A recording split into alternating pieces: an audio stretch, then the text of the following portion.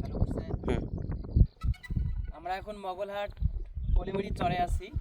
এখন এই যে ফোন দিয়ে ফুটেজ নিচ্ছি, এই যে ড্রোন রেডি করতেছি, ড্রোন দিয়ে আর কি প্রাকৃতিক দৃশ্যগুলো নিব। ওদিকে একটি ছাগলের পাল রয়েছে, এই ফুটেজগুলো আর কি আমরা আর কি ড্রোন ব্যবহার করে নেব।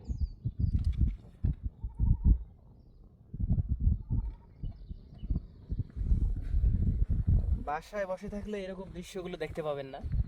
এরকম দৃশ্যগুলো দেখতে হলে আর কি ঘর থেকে বের হতে হবে।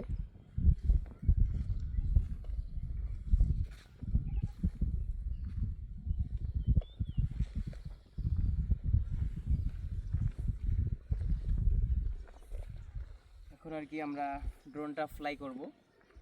ওই দূরে কিছু নৌকা আছে, তারপর ছাগলের পাল, এই চরের মধ্যে আর কি প্রাকৃতিক দৃশ্যগুলো আর কি আমরা এই ড্রোন দিয়ে ধারণ করে থাকি।